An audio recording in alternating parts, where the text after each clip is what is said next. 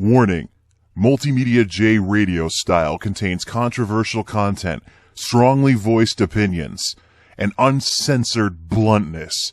Listener discretion is advised. And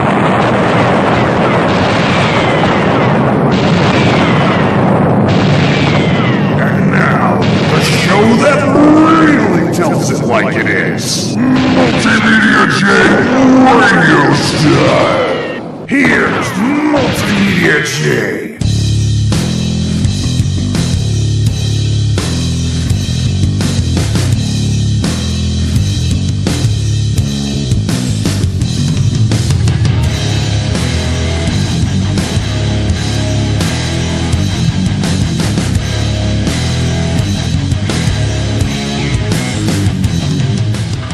Ladies and gentlemen, today's discussion is a discussion that I have not been looking forward to having with you folks, but it needs to be said, and the discussion, quite frankly, needs to be had.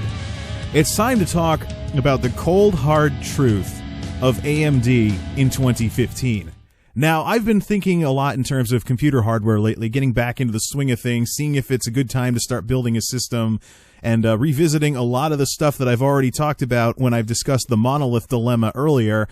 And unfortunately, now I'm wondering if I should even wait for the AMD Zen processor to come out before I even start, because we're talking about later in 2016 is when this comes out, and it's very much right now forecasted the Zen may very well not put AMD back into contention as a CPU manufacturer in PCs, that the Intel Skylake might actually continue to be top dog, and the Zen might be second fiddle to the Skylake, although not as much of a performance gap as the Core I's versus the current Core I's versus the FX chips at this point. At the same time, over on the Intel side of things, I keep seeing test after test after test after test showing that the i5 version of whatever Intel chip they're testing is right behind the i7 in terms of gaming performance. And you don't start really seeing the differences between i5 and i7 until you're doing high-end mathematical stuff like crunching video or more workstation applications and things along those lines.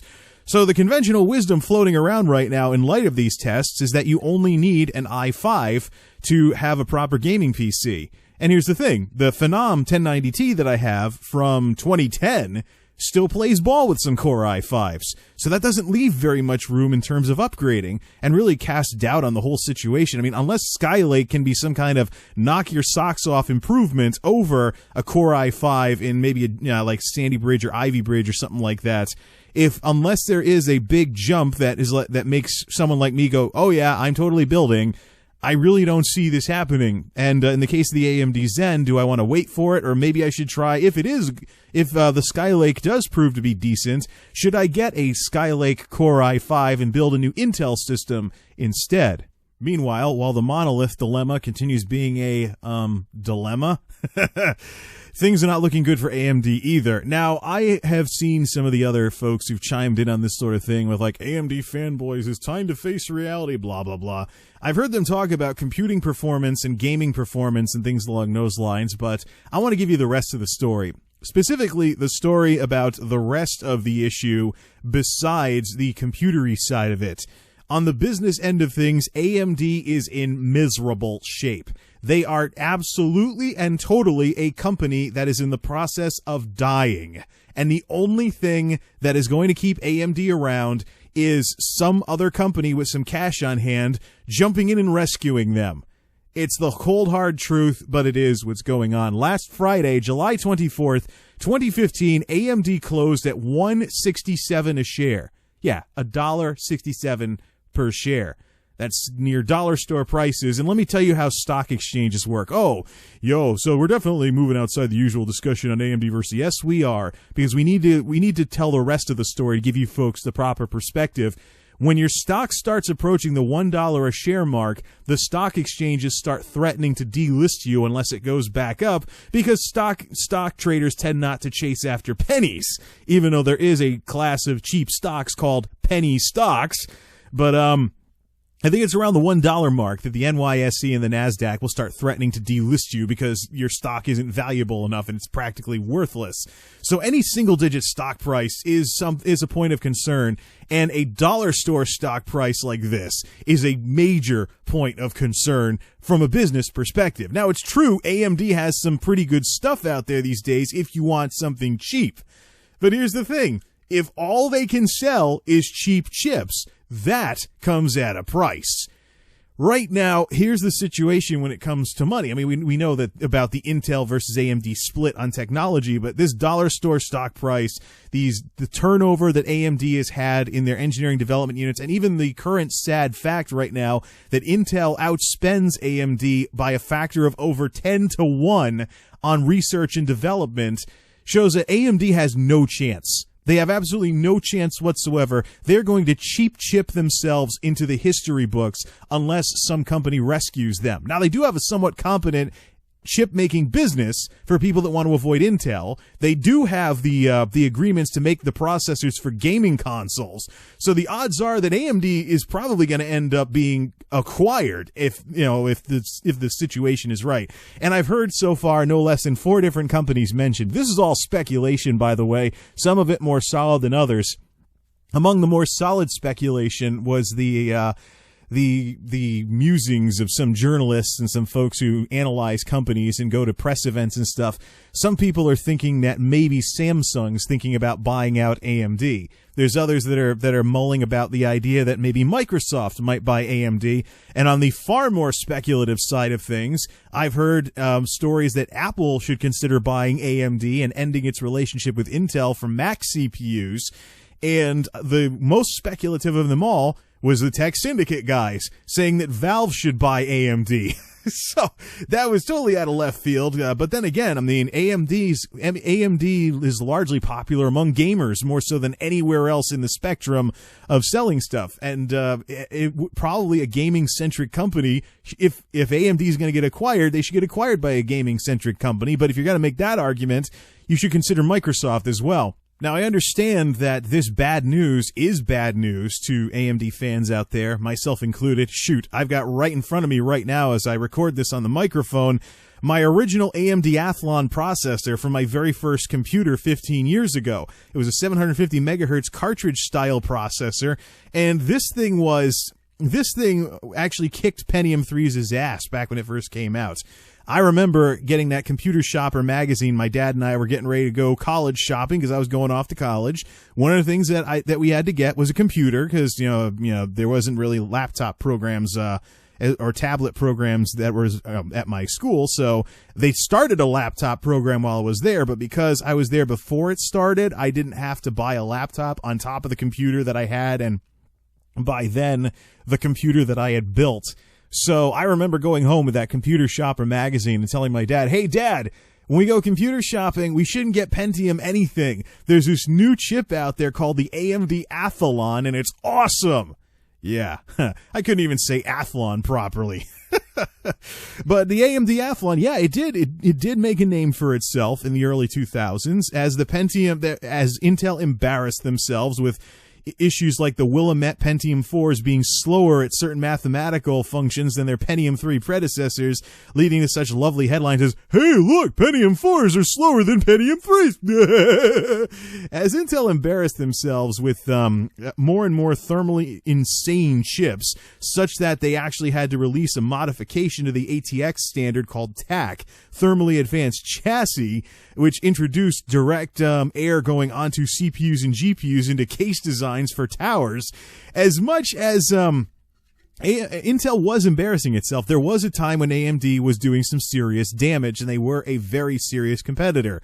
But then Intel got their act together. The Core 2 Duo Conroe came out. AMD was relegated to cheap chip status afterwards, and they've been there ever since. And the problem is they've been there for far too long. Fast forward to today, and it's little wonder that folks like myself are saying what we're saying about AMD, because the best of the best of the best of what AMD has to offer competes largely with the Core i5s.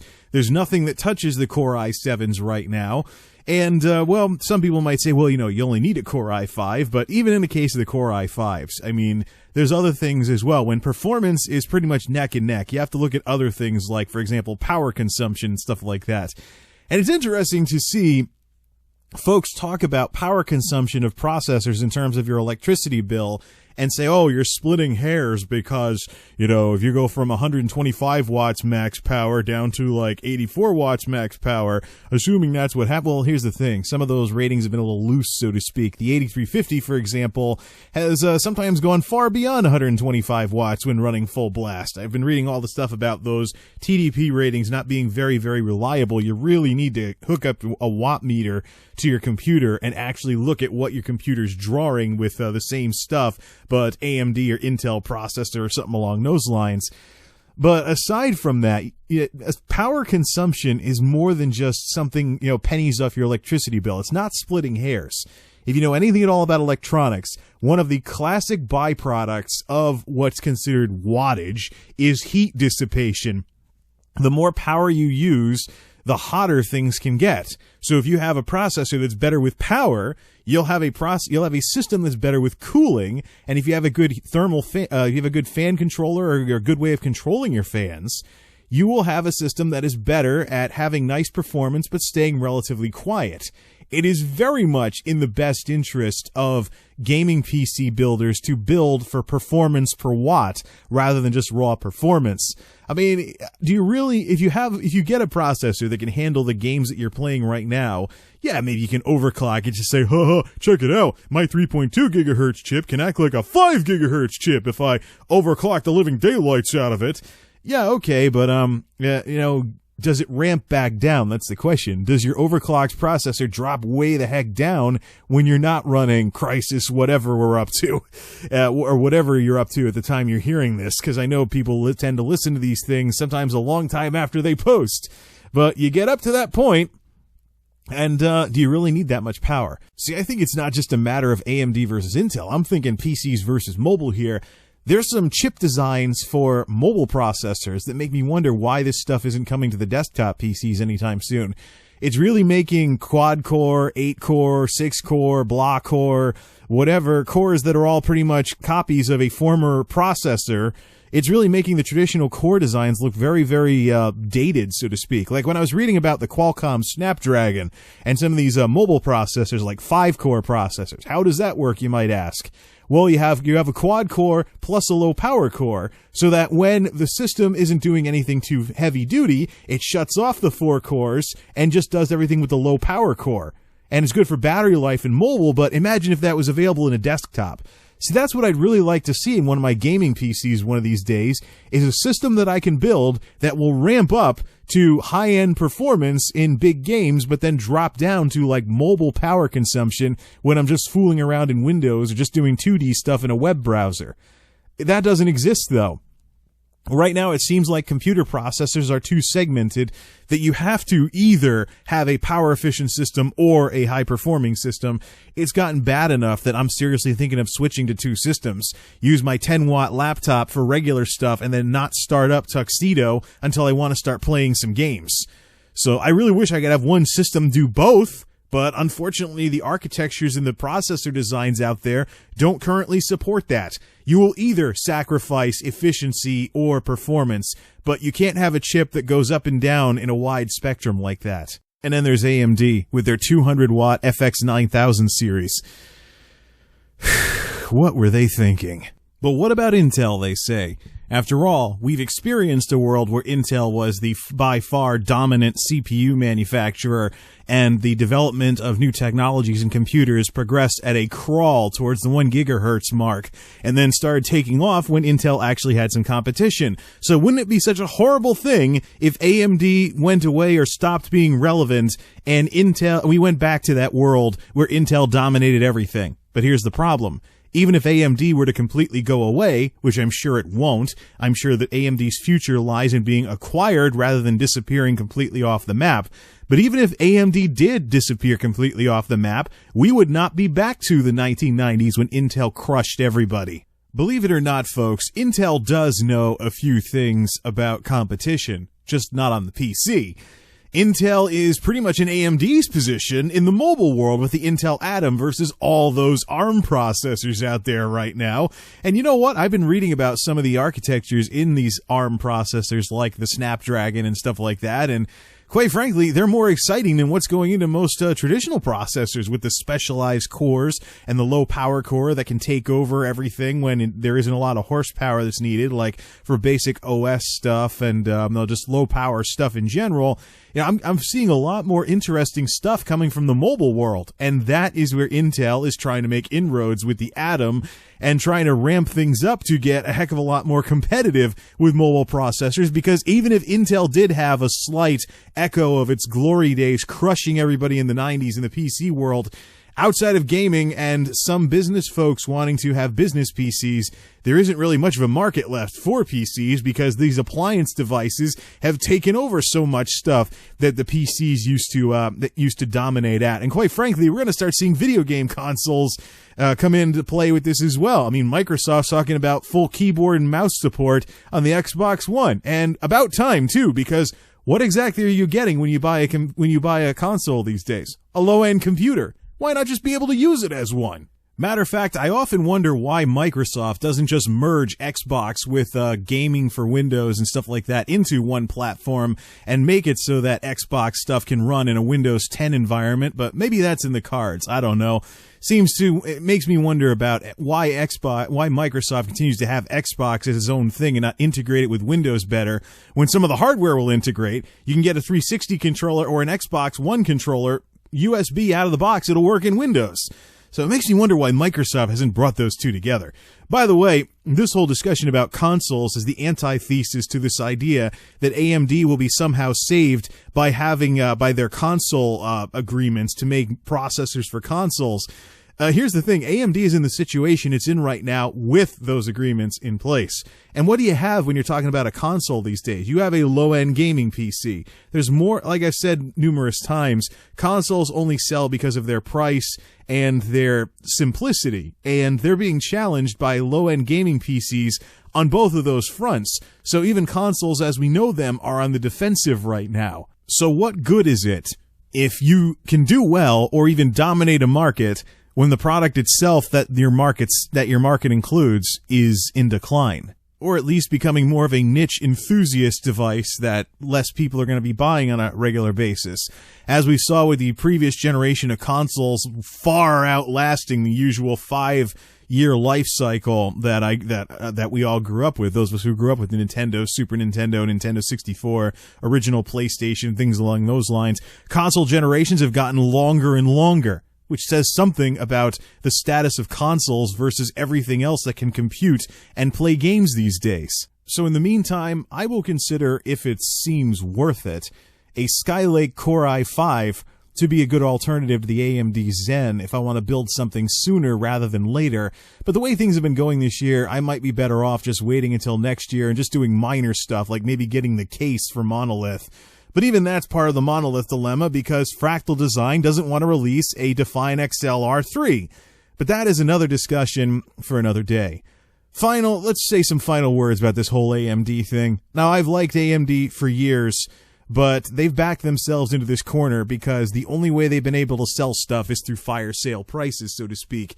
And whenever you have a company that the only way they can sell stuff is to sell only cheap stuff, you have problems. You probably are going to end up with problems at some point. I mean, we're at such a difference in price right now that you can buy either an Intel CPU or an AMD CPU and motherboard at the same price points. But here's the thing. If AMD can't get the money somehow to develop new chips, they're just going to keep lagging further and further behind Intel anyways. So about the only thing that their cheap chip stuff has done over the last several years is slow down the inevitable. And the inevitable is that the AMD, as we know it today, ceases to exist and ends up hopefully under new management. The AMD that we knew in the early 2000s is gone. It's not coming back. And if there is a situation like the Logitech LabTech acquisition where LabTech engineers suddenly found themselves with lots more money and could make lots better products and do a lot better design work, well, AMD is kind of the new LabTech right now. It's just, oh man. Well, that's what years and years and years of only competing on price will do in a market that was getting squeezed to begin with as PCs last longer and longer, and as gaming companies get away from making such, well, actually, they make a wider and wider range of compatible hardware, so to speak, because not only are we talking about people that haven't been able to afford new computers because of the Great Recession, but just the whole mobile thing in general, bringing mobile and traditional PCs closer and closer together. I think the smart thing for gaming companies to do is to make games that work on a wider and wider range of PC hardware. And that, when that happens, will really make high-end gaming PCs into a niche market. I mean, I'm still going strong on an AMD Phenom system with a processor from 2010. That should tell you something. Maybe I should try some newer games like Titanfall and stuff, but Guild Wars 2, 2012, not a very efficient game to begin with, runs at a playable frame rate all these years later. And maybe I should try a newer game or something that would actually kill the system, but there's so many good games out there that don't kill your system. And that's the conundrum when it comes to PC gaming. AMD cannot rely on PC gaming to stay afloat. They can't rely on x86 to stay afloat. They had an interesting idea to combine together x86 with ARM for a combo processor that does the best of both worlds in PC and mobile. That would be cool, but I don't know if they're still pursuing it or not with the terrible state of the company. But I really think, the AMD that we knew it is pretty much dead at this point. Something is going to change with AMD, probably the ownership. I think the brand is too strong and the assets too valuable to just disappear into the ether, so to speak. So I don't think AMD is going away, but if they get bought out and the company gets royally changed by the new owners, don't be surprised. And as for building a new computer, I'm open to the possibility of Intel alternatives and NVIDIA alternatives because I am looking more at performance per watt than raw performance. My holy grail PC right now that I'm chasing after is one that keeps me from needing to use two different systems, because I'm feeling more and more with how things are nowadays, with how the Toshiba laptop does performance-wise versus Tuxedo and performance versus wattage, getting a usable computer with only 10 watts power draw, and that's with the screen on, never mind when I close the lid. It's just, something needs to happen, because traditional PCs are in decline, but some of it is stagnation. I mean, I never thought I'd see the day when a 5-year-old processor, like what I have right now, would still play ball with some Core i5s out there, and you allegedly only need a Core i5 to game. So should I even make a new system for anything other than lower power consumption and a more efficient system overall, and maybe support for DDR4 instead of DDR3?